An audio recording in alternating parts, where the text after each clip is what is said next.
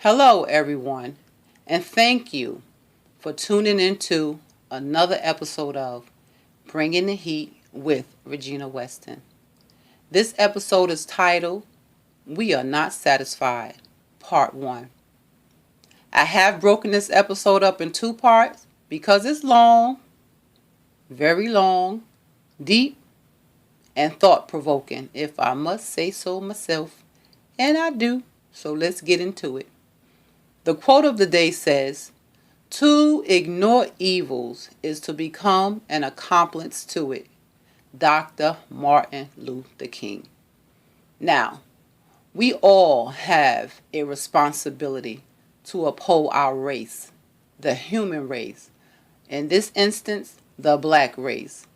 Discrimination, racism, it affects everyone of color, regardless of your economic status, educational background, and family history.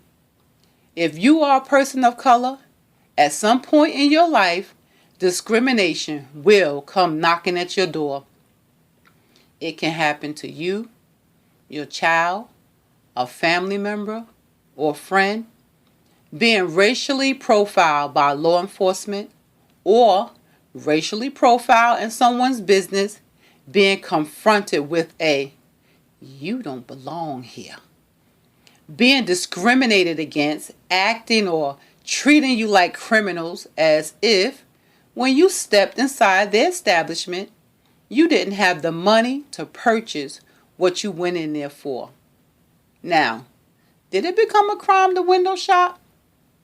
Because I'm guilty. I do it all the time. Or do you just look dangerous?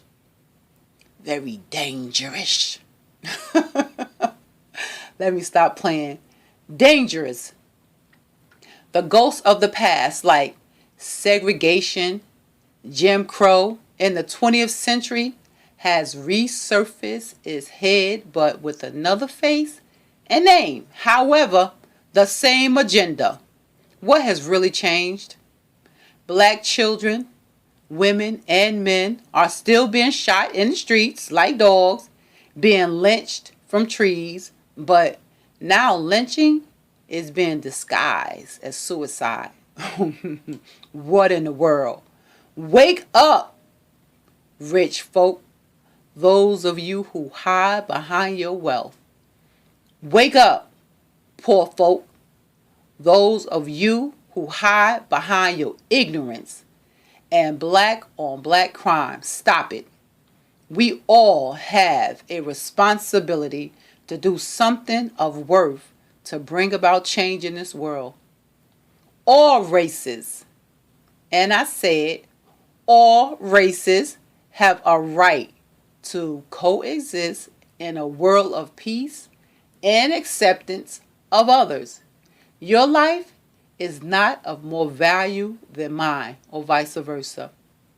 Your being superior is just an illusion you conjured up in your head to help boost your self-esteem and inadequacy. That's so sad. Refocus that aggression on the root of the problem, which is not a us issue at the end of the day. We have a long way to go, people. Our children and their future offspring are dependent on us to bring about positive, revolutionary change for them. We have to rewrite the narrative. These rules to the game on how we are looked at and treated has to be seen through a new lens, built on respect, acceptance, and equal rights for us. And people of color has to be respected for what they are, what we bring to the table in this society. Respect us. And people of any class, wealth, or profession have to be held accountable when they violate the rights of others, in this case, blacks, and be made to see the effect of their actions on the lives that they are taking or desecrating by injustice of any form. Don't be satisfied, people, or pacified with crumbs served on a dirty platter. Who wants that? Who wants to eat off a dirty platter? I know I don't, and I won't. They kill your loved ones. And if you scream loud enough and it's heard around the world, then they pay you off with a couple of millions to shut you up. My life and that of my sons and daughters, father, mother, sisters, and brothers is not up for sale, and neither should yours be. A person can be sent to prison for something they did not do, and once exonerated, the payout is, "We sorry. You served 25 years behind bars for a crime you didn't commit, and you might get a stipend for time served along with some media coverage. But your story is just one of many, never to be heard behind enemy lines. You are free, but now you are suffering from post-traumatic stress disorder. Go figure. You're unable to adjust in the real world, like a foreigner being thrown in a maze without a map, yet forced to navigate this thing called life. All eyes on you. Just waiting.